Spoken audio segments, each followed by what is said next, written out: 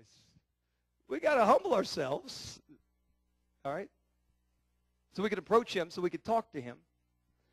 And then this is the one, EW, I contemplated calling you on this. He's like the in-house theologian. I know we got some smart guys here, but this, just a wealth of knowledge. This guy's been, I'm telling you, he's good stuff. He says, you got to seek my face. What does that mean? I was really talking to God about this. Seek your face. All right, God, this is what you told people back in those days. I remember David wrote some things. Oh, Lord, I seek your face. Clint Brown's got a song. Lord, I want to seek your face. We sing that and everything, and we're going, I'll be honest with you, I really don't know what that means. Not entirely. I used to say this. This is what I used to say. I used to say that seeking God's face was more like the church has been seeking his hands. Oh, God, do this and do that, and God, God move, and God bless.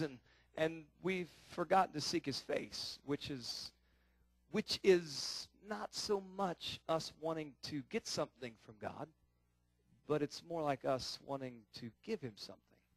See, this is what I thought about seeking God's face. And I prayed and studied, and this is just what God told me. That if we're going to seek his face, then seeking someone's face, getting right in Nora's face, that's close. That's personal.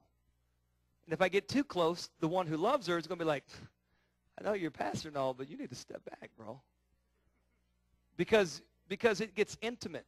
And if you look at someone long enough in the face, something's happening. You look once, all right. You look twice, there's a problem. When you seek someone's face, it's intimate, it's close, it's personal. And God told me this is, get this. God says, what I want you to do, what I'm asking you to do, is to fall in love with me. See, that's what I believe God meant when he told Solomon that you need to humble yourself, my friend, before you ever come to me and talk to me. But through the course of our conversation, as your eyes catch my eyes, which have always been on you, that all of a sudden something intimate and personal would take place, and that we would fall in love with God. See, I believe God's just saying, I want you to fall in love with me. I remember when I fell in love with Heather. Do you remember, Hank, when you fell in love with Christina Gallo? Dan, I know it's a long time ago, but remember when you fell in love with Kim? Think about it. I remember. Do you know what I thought about like 100% of the time? When I first met Heather, we first started dating, I was falling in love. I hadn't even told her I loved her yet. I was just falling in love. Do you know what I thought about? Heather. All my thoughts, Heather, Heather, Heather. I didn't have friends anymore. I hung around with all these guys. We shoot hoop every Friday night. Man, I used to be one of the boys, do all this stuff. All of a sudden, Heather came into the picture. Heather, Heather, Heather, Heather, Heather, Heather, everything Heather. That's all I thought about. When I get off work, Heather. What am I eating? It's not what am I eating for dinner. Where are Heather and I going to eat for dinner? Heather, Heather, Heather, Heather. What did I feel? What was my heart doing? My emotions. I was loving this girl. I was falling. That's all I could. It wasn't just what I thought, but what I was feeling. All that, easy woozy, Remember Tony? Okay, all right. He's tough, but he fell in love the same way I did. The same way you did.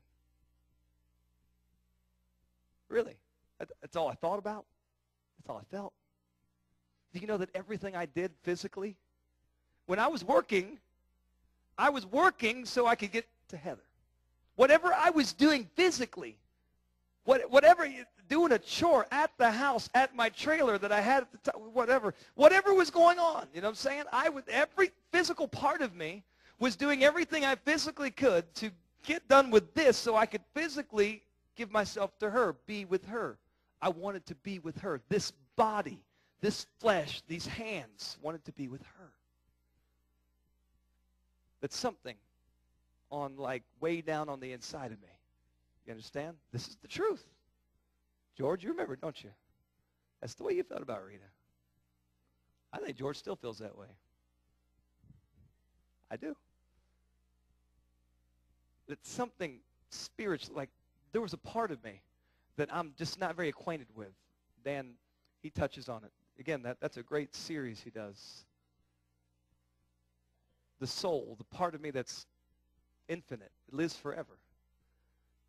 There was something about me that wanted to give my forever part of me to her. You understand? There really was. You say, well, what does that mean? It means what Jesus said in Matthew or Mark or Luke. Let's look at Mark 12 and 30. You know this passage.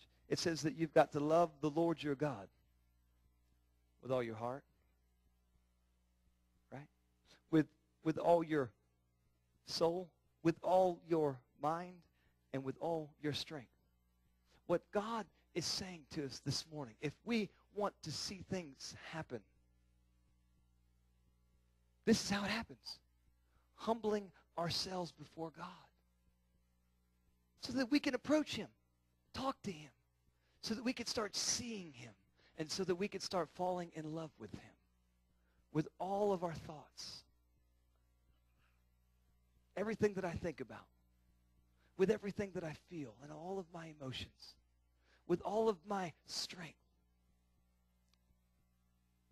and from the very depths of my soul, the part of me, the part of you that lasts eternally. God says we need to make a decision. We need to make some necessary steps so that we can start falling in love with God. We need to fall in love with him. We need to seek his face. You understand?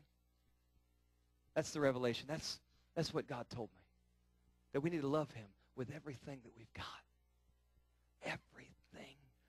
See, none of those things talk about clothes and money and homes, and because those things are so irrelevant, it's ridiculous. They will return to the ground from whence they came. That's perishable. But what is non-perishable? God says, I want it. I want you to love me with everything you got. I want you to really seek my face, to really look at me. See, you humble yourself and approach him. You begin to talk to him. And then you begin to see him for who he really is. And you begin to love him. And that's all you can think about is him. And you're reaching out